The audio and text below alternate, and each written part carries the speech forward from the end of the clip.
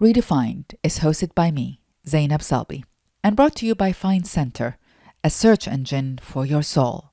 Part library, part temple, Find Center presents a world of wisdom, organized. Check it out today at www.findcenter.com, and please subscribe to Redefined for free on Apple Podcasts and Spotify.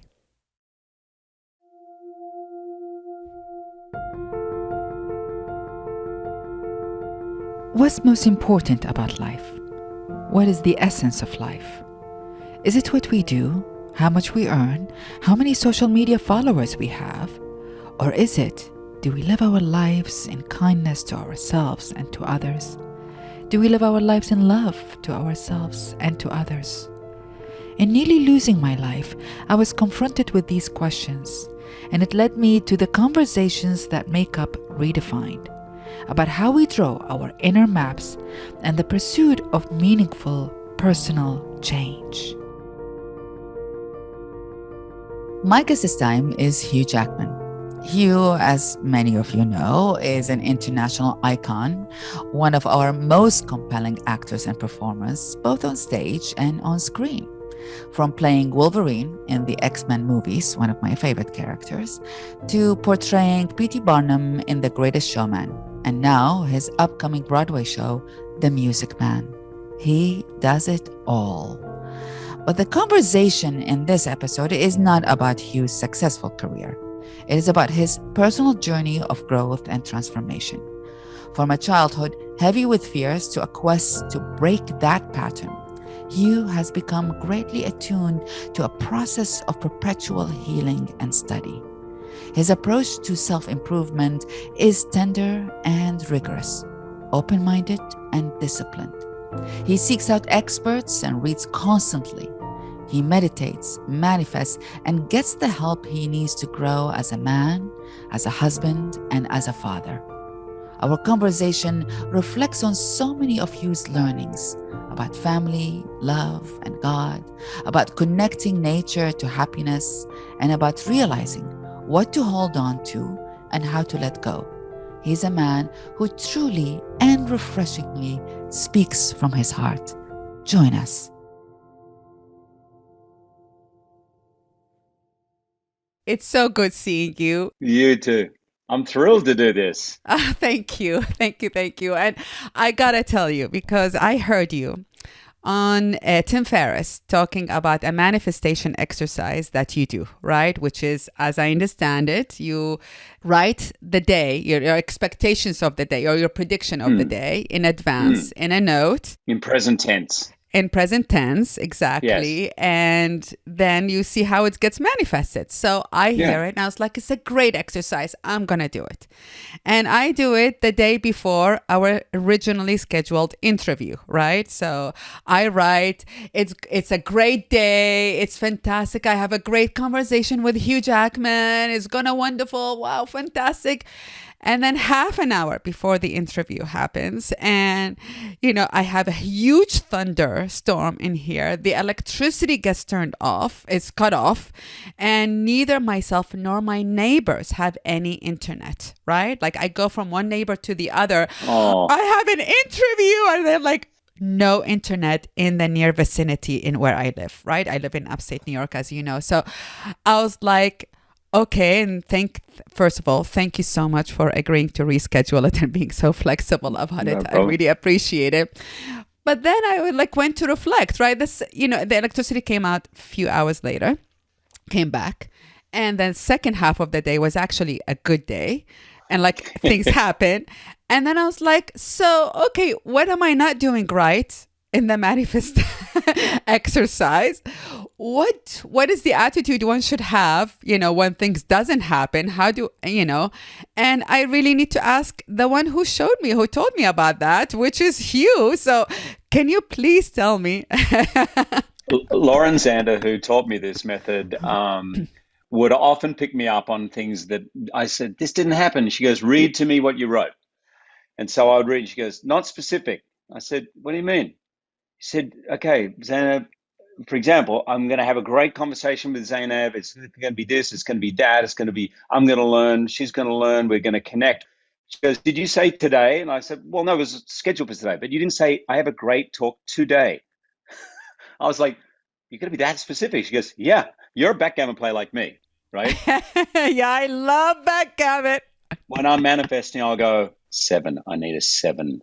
I need a 7, and I'll get a 7, and then I go, what I needed was a 3-4. I didn't need a 6-1. 6-1 doesn't help me, so I always remember specific. But the other key thing, which is life, is if it doesn't work out, say it didn't work out. Like, be honest. So the manifesting at the beginning of the day is bookended by literally a score out of 10.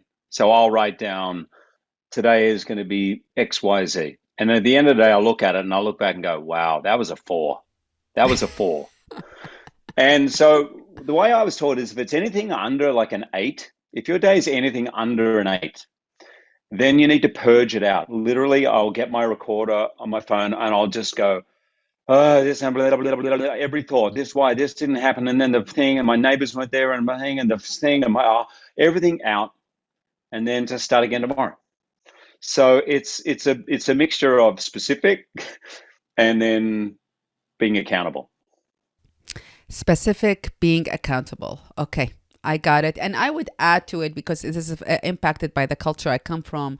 There's a saying in the, I grew up a Muslim in Iraq, and there's a saying in the Quran that, sometimes you hate some things happen to you, but they're ultimately for your best. Now, I don't know how canceling yesterday's interview and the thunder and all of that is good, but I also end up like there's a part of me that trusts, it didn't happen. I'm sure it's for the best, sometimes.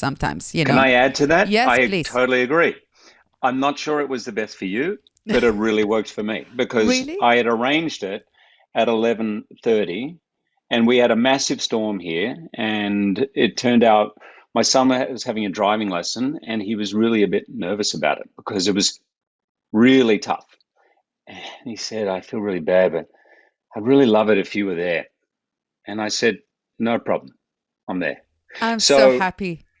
Thank you. So happy to hear. It worked out for me, but I think it's that, like that Zen master story is a similar one of no matter what happens in your life, if you have a more bigger picture view of it all, is that so? So what might seem good or bad in the minute could prove to be the opposite tomorrow or a year later. We never know. So I think it's really what that saying is about, is taking a bigger picture view of it all, right? That's so true. It's so true. So Hugh, this conversation, this podcast actually is called Redefined because I had a redefining moment in my life where I almost died. And, I really became curious about how people reshape their understanding of life, about the essence of life in redefining moments in their lives, and how can we learn from each other to shape our lives in a new way, in a better way, in a healthier way, let's say. So, as I look at your life, and I have a few questions. One is, you had mentioned several times that when you were a child, you had a lot of fear in you. Fear of being alone, fear of not being good enough, fear. Heights, the dark. Really? Fear of so many things. Very fearful kid. So how did you change that? And what led you to change that? I was at times humiliated in front of my friends at school at rock climbing, where I cried on the rock face and they laughed about it for the next year and made fun of me.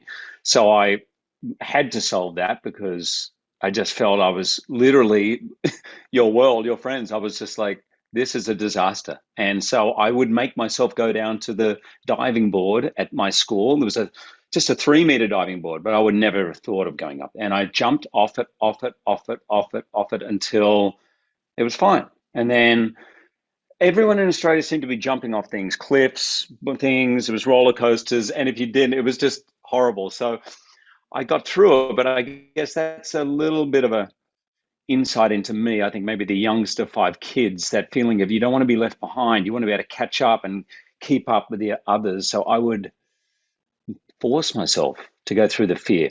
Even when I was at drama school, I'd be fearful every time I got up.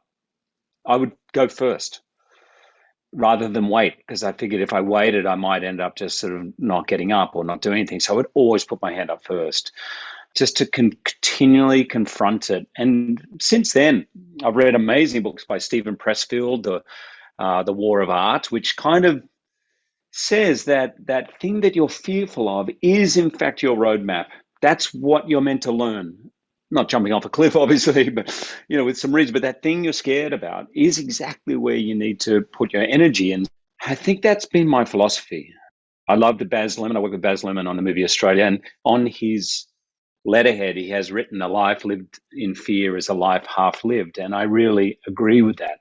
I think that fear can, from my personal experience, somehow infect other areas. It starts off as a fear of heights, and before you know it, you're scared of the dark, and then you're afraid to go to that party, and then you're afraid to do the school play, and it somehow is cancerous, I feel. So that's sort of been my approach with fear. How about you? No, it's very interesting. I grew up with a lot of fear myself. I grew up with a dictator. And so fear for me was very like a physical almost. You can touch it.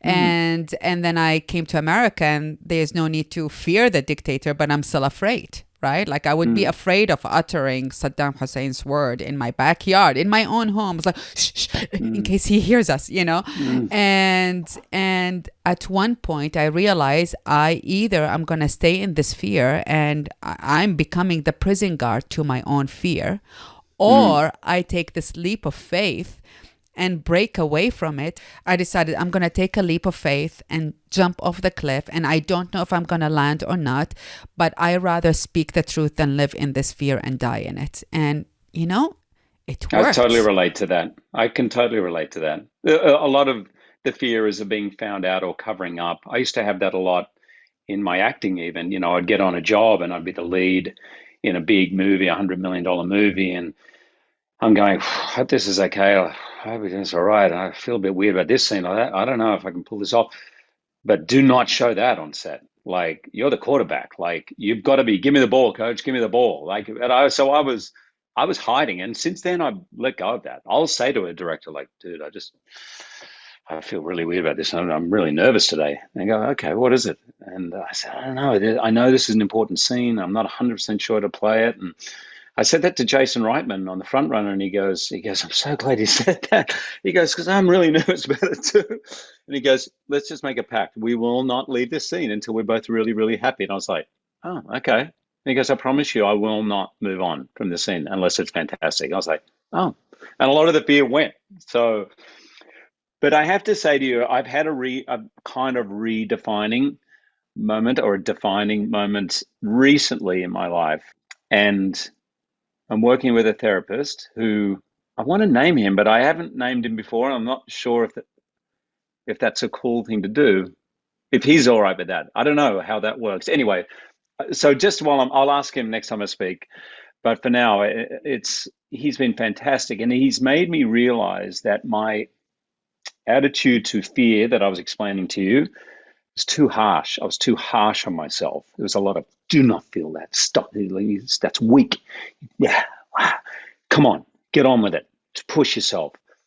And I would say that was my way of handling it. And he's really encouraging me to get rid of harshness, that actually no good comes out of harshness in the end, nothing. That there's such a thing as loving firmness, like you would with your kid, the kid's got to go to school, or they've got to do this, or they've got to, but it's put your arm around them. We're like, don't worry, I'm here with you. It's going to be, and you're going to be fine. I've felt that too, rather than, what are you talking about? It's school. Every kid goes to school. You've got to get there. What's wrong with you? Every other kid seems to go fine. That's how I was treating myself for many, many years. And I now don't do that. And it has made life, or anything frightening in my life, far easier and more fun, more honest. There's just been more joy, I think. It's been a big realization for me. The other way kind of robs you of the joy while you're doing it. If it works out, which I've been lucky in my case in my career, a bunch of things have worked out. There's a moment of relief after it.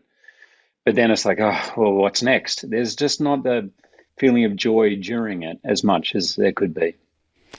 Well, you're making me think of two things. Is one is when we speak our truth, as in you're telling the director, I'm afraid of this, I feel every time I speak my truth, it becomes an invitation for everyone else to speak their truth. Like, oh, Right. apparently I'm not the only one who's afraid of this. There are lots of Right. people, and then it becomes an invitation for everyone else to join, and that it doesn't make me feel lonely. It doesn't make them feel lonely, right? Yeah. And Yeah. this is the example you said, and the second one is, Hugh and I almost like their redefining moment in my life, which is I mentioned in almost life and death. What came to me was, did I live my life in kindness to myself? And like I've always lived it in kindness to others, as I'm a humanitarian, and I gave a lot of myself I really gave all of myself to the world, but I really was very harsh on myself. And yet in that transformative moment was, did I live in kindness to myself? And this is what you bring out, are we living in kindness to ourselves, not only to the world or our careers or our family, but into ourselves. Yeah, but when you mentioned that about your fear, I know your story, so it's totally understandable. But I can imagine your parents' fear and your grandparents' fear. And this is something I'm starting to learn a lot about now. A lot of those feelings of fear or nervousness, and I don't feel this, I'd be mad at myself. And I don't know if it's always mine. So it can be That's inherited, I true. think. You Absolutely. grow up with it. It's sort of instilled in you for survival. I'm sure your parents instilled a hypervigilance in you for survival, Yeah. right? Yeah. You no longer need that hypervigilance, but that dynamic still is going on within you. So I've really learned to just recognize the feelings. Okay, you're nervous. That's okay. This may not actually be my fear at all. Maybe someone else's fear.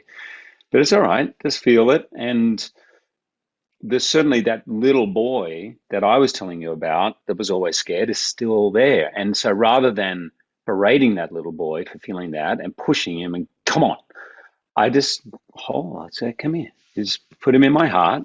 It's okay.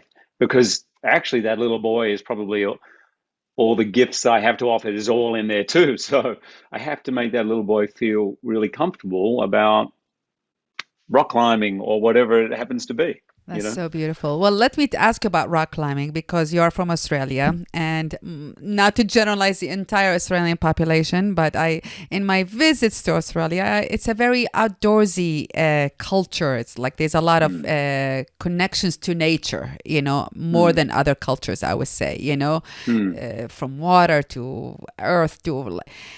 How has your connection to nature been, and was there transformative moments or redefining moments that impacted your awareness to nature, to the divine, to who you are as a person? Thanks for reminding me of this. Something just flashed in my head, which was a hugely transformative moment for me. I was brought up very, very religious. My father was a born-again Christian. I was in the church. I started to doubt some of that thinking by the time I was 16 or so. It seemed very narrow. Just these people are going to heaven and no one else is. I was like, that feels weird. So I started to think about it more. And by the way, I would say yes, Australia is probably more outdoorsy. It's probably simply because you've got this massive land space with only 20 million people. So there's a lot of room. I actually grew up in a fairly suburban sort of setting, but it was beach, it was camping, it was outdoors. But when I was 19, I went to the outback, part of a volunteer group. We were building houses in an Indigenous community there.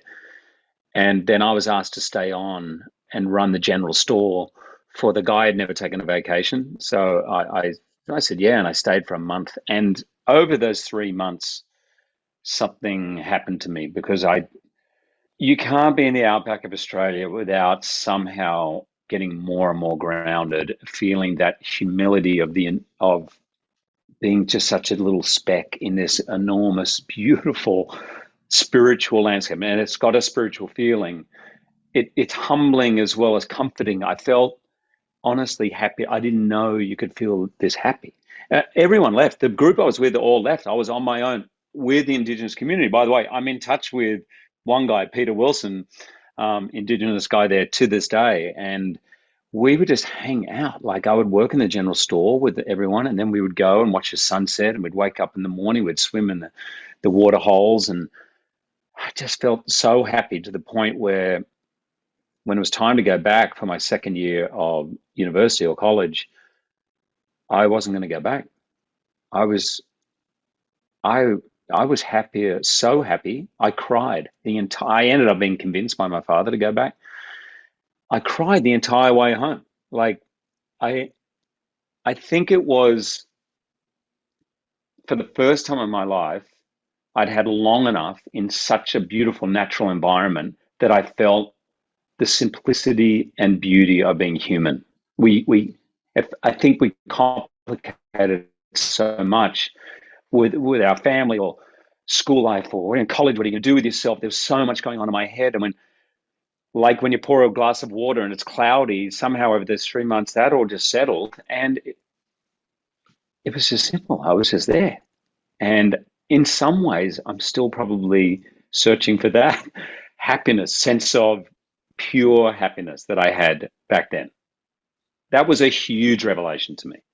How have your relationship with God or the divine evolved ever since what you mentioned, your upbringing and then where you are now? I experienced that feeling when I was 19. I somehow knew that was divinity, that there was some consciousness that I was tapped into.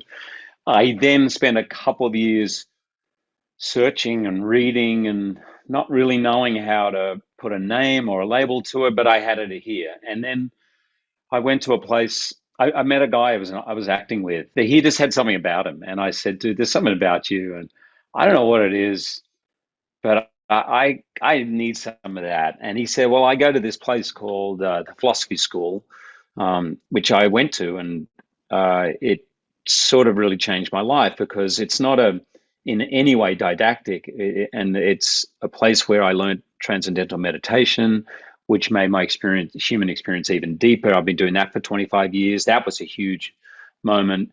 I was going along and everything they were saying, we were reading everything from Shakespeare to Socrates to the Upanishads, the Bhagavad Gita, the Bible, all different texts, a very universalist sort of approach, and everything being practical. So it's a school of practical philosophy. So they encourage you to try everything out. Don't accept or reject anything intellectually. Just try it in your life, and if it works. So it was simple, but I remember thinking at the beginning, oh, this is going to help me with my acting, because acting's all about being in the present moment. And about 8 months in, I remember going, oh, hang on, acting's just another activity, as in being a father, being an actor, podcast host, whatever activity we have, there's actually something way deeper and more connecting between all of us. And that was when I was about 22, I guess, and I was initiated into meditation. I was like, I feel I have a practice now where I know I can return daily to that feeling I had stumbled upon in the outback. And you have kept it, as I understand. You still meditate every single day. Oh, yeah. Wow. Usually, definitely twice a day when I'm working. Sometimes when I'm not working, which seems odd, he seems to have more time, the second one might get away from me. But yeah, I've always kept it. It's beautiful. I mean, for me, the day I meditate and the day I don't meditate is a night and day of difference, right? The day I meditate, right, I'm more zen, I'm more calm, I'm kinder to myself, to others. The day I don't meditate, it slips. Life's, things get more irritating, things get to me faster. It's just, it's a different attitude. How about love? And I mean, there's so many definitions of love, right? I know and love your wife, Deborah Lee Furness, and your kids. If I am to ask you, what have you learned from love generally? And how do you see love as being? I see love as being the realization of connection, that we're, in essence, all the same, from the same stuff. We're connected. So lack of love, I would say, would be separation, a feeling of separation, and love is connectedness. And sometimes in life throws you just such an obvious connection like I got with my wife when I met. She was a little unsure when we first met, but I knew, like, every single cell in my body, in my heart, my mind, everything was screaming, "You're meant to be with this person for the rest of your life." And that was a great gift. I may have had that feeling in my life 4 or 5 times total. So if you get those, that's great. But regardless, I think it's such a great thing. I do think it's a grace in a way that you have those experiences. But our job as humans is to go from that feeling to expand those circles out. So naturally, for your children, for your wife, for your parents, for your brothers and sisters, there's just a natural feeling of love, even when they're annoying. It's there. But the real work is about expanding that and seeing you, Zainab, your friends, or the horses you care for, or whatever it is, the guy over there at the crosswalk, that actually it's the same thing. We label it in different ways, but that love can exist. So I try, when I'm meditating and when I have space, I can feel that love. It takes space. You have to be able to breathe, look in someone's eye, take a second, meet people as though you've never met them before, including your partner. Be present. Just look at them. And then you experience love. It's not an intellectual thing, you just feel it. I love this. Love is about connection, really. I once heard Christine Lagarde, who was the head of the IMF, she said, we need more love in the world. She said, I'm not only talking about romantic love, I'm talking about love between us as individuals, between us in the meeting rooms, between co-workers, between nations, we need just more love. And when one sees love as connection, you almost take it to you explain, what does that love mean? Connection. Yeah. So then it's possible to have it in the meeting rooms and between nations and between, beyond the romantic and the parental love, I was thinking just yesterday, I was thinking about the 2 commandments from Jesus. There were always the 10 commandments, but one of the 2. So he said there's 2 things to live by. Love the Lord your God, which means I interpret as be constantly aware of your true self with a capital S, which is connected to everyone. Be aware of that. And love your neighbor as yourself. Love your neighbor as yourself. Your neighbor, where does neighbor stop? It's not just the person on the other side of the fence or the other side of the country or the other side. It's every single person and animal, every living thing. Like, love them as you would love yourself. And I think a lot of the problems we have, it's simple but powerful, and a lot of the problems we have would be solved if we did that. And you are a father to 2 kids, beautiful kids. What do you tell them about the meaning of success? How do you convey that to them so they can live their life from a place of fulfillment? I tell them that I actually just not too recently shared with them my favorite line from one of my favorite movies, which is Chariots of Fire. And the runner from Scotland, for those who don't know, is very religious, made a big deal of not running in his event because it was on a Sunday and it was a huge uproar at the time. But anyway, before he went to the Olympics, he had plans after the Olympics to go and do missionary work in China, I think. And so he's going for a walk with his sister, and his sister just says to him, turns and says, "What's this? You're not really thinking of running. It's silly. What is this silly running business? Like, we have God's work to do. We need to go out there. We need to get those Bibles to China. We need to start now. Why are we waiting?" And he just looks at his sister and he says, "I feel God's pleasure when I run." And it actually always makes me cry, even saying the line. And I said, that's when you know you're doing the right thing. And it literally does not matter what anybody else thinks, how the world puts it as on the successful or pyramid. None of that matters. We all know that feeling within where you go, there's something deep within me that comes alive when I run. So Joseph Campbell called it follow your bliss. There's been many versions of it. It's written in mythology, that feeling of a song within that drives you. So I say to my kids, whether you believe in God or not, you know what that line means. I feel something come alive inside. And I said, just listen for that. It'll come.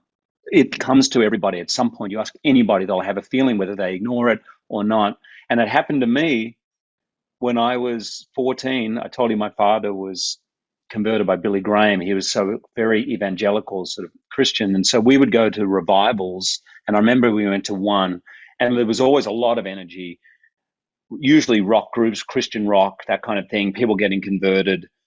And I went one night, and I remember 14 having this 100% knowledge that I was going to be on stage, what I was looking at. And so actually, for 2 or 3 years, I thought I was going to be a minister. I just assumed that feeling was, I'm going to do that. Of course, now as a 53-year-old, I can go, no, it's all somehow a sacred religious experience, theater, right? Storytelling, life. So I have ended up being on stage. Now, my idea at the time was, I'm going to be a minister in the church, but it was just, I was going to somehow be a channel up there. I just knew that was going to happen. So I do tell my kids that thing, that now when they're young, that siren song comes to you, and a lot of us miss it. We say, well, I can't do that. I can't actually be a video game creator. No, that's just fun. I can't do botany. That's silly. I can't be a horse rider. No, that's silly. Because society says we've got to be X, Y, Z. So that's what long-winded answer. Sorry. That is so beautiful. No, you know what? Can I tell you? When I was in Iraq, Arabic is my native language. Okay, I spoke English as a child, but second language. I used to give speeches in front of the mirror in my bedroom in English. Why would I, a 16-year-old kid in Iraq, would give speeches in English where all my education was in Arabic? I have no idea. And guess what I do now? I give lots of speeches in English, But, so that It's is so the funny. choice. But that's sort of hearing that and following the pulse of your heart is almost like follow it, keep I following love that. The pulse of your heart. Yeah, actually, I'm going to tell them that, because I think when I told my daughter in particular, that line, she goes, well, I'm not sure I believe in God. I went, yeah, and it's not really about God, is that, okay, so I'm going to follow the pulse of your heart. Follow the pulse of your heart, because I really believe that the heart has a language and has awareness, and we just, when we meditate or when we go to earth, we just, what you're talking about, the bliss is to listen to our heart, it's just like when we become in alignment. I mean, that's at least my belief. Let me ask you, now you meditate, you obviously exercise, you do manifestation exercise. And you're a Renaissance man, honestly, in so many ways. You read. Thank you for all the recommendations of books you recommended for me. I loved and swallowed each one of them. How do you take care of yourself personally, like an intimate act of care that you give for yourself? The meditation is key to that. That's a feeling of coming home back to your true self, where I can actually drop even the label Hugh Jackman, or the father, the actor, the husband, the son, or the brother, the sister, just all that can go. And then that builds like a well of fine energy.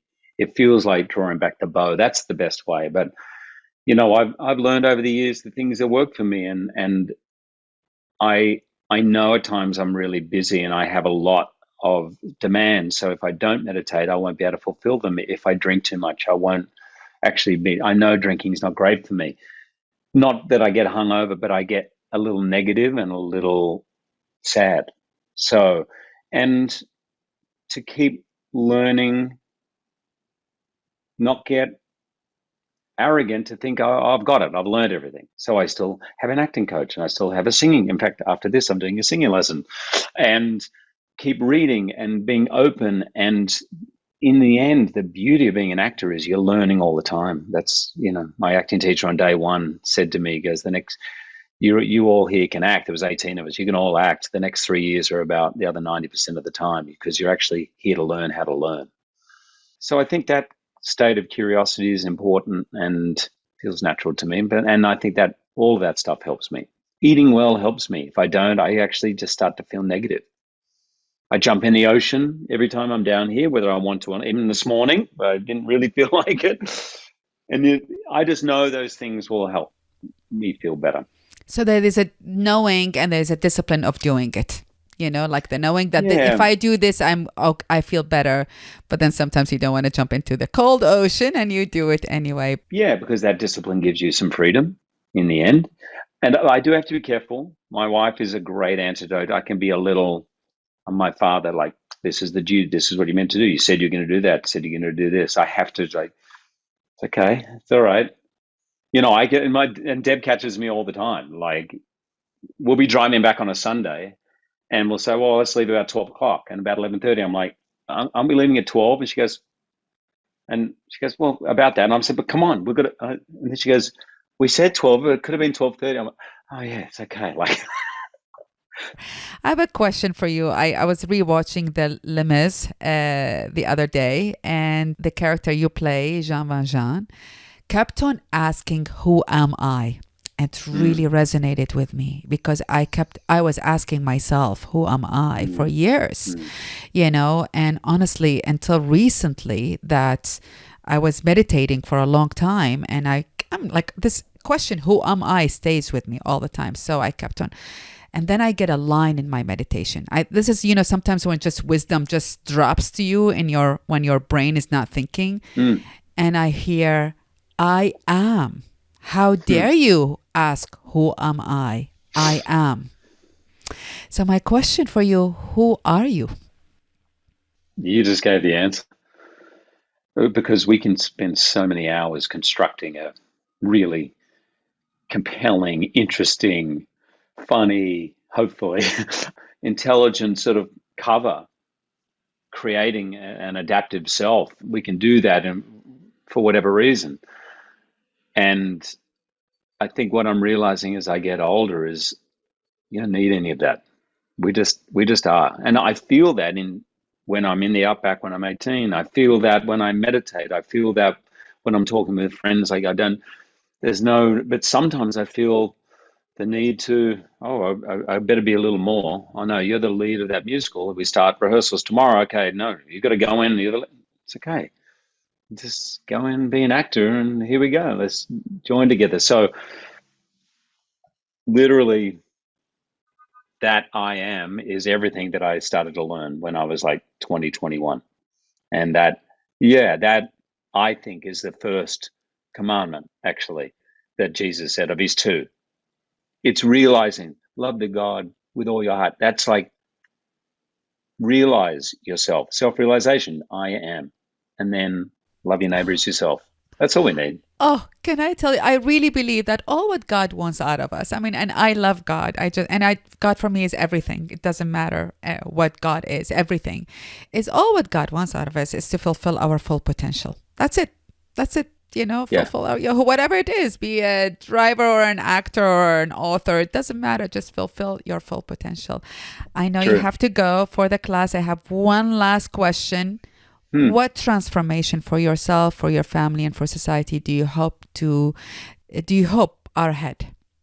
I really hope that we can broaden our thinking to encompass the whole. I mean, the planet, the universe, beyond. I hope that our political systems, I hope our economic systems, I hope everything that we've built up can very quickly become the whole, because there's no way we're going to solve all these big issues. So, Deb, my wife said this. She said, the other day, she said, I really think we should just treat the whole world as family. And I went, yeah. It's not like, well, listen, we'll give vaccines to that country over there, but we've got to make sure we've got them first. Like, what's the point? If we're all sick, we won't be able to help them. Like, what if that was your family over there? And when we say all the time, you're only as happy as your unhappiest kid. But if we saw the whole world as family, we'd be more like Peter Singer and all that philosophy of how do we really embrace everybody and make sure that we look after everybody, because it's within our power. There's no reason. It's just the way we manage it, where there's more than enough of everything for everybody. That's my big hope. And that was Hugh Jackman. Starting next month, Hugh will be starring as Professor Harold Hill in the Broadway revival of The Music Man. For transcripts and other resources from this episode, please go to www.findcenter.com/redefine. You can follow Hugh on Instagram at the Hugh Jackman. You can follow Find Center on Instagram at find_center. And you can follow me at Zainab Salbi. And please email me questions about this podcast and your own transformative moments at redefined@findcenter.com. Thank you so much for listening. We'll be back next week for another conversation about life's turning points and lessons learned. My guest will be the renowned playwright, author, and activist V, formerly known as Eve Ensler.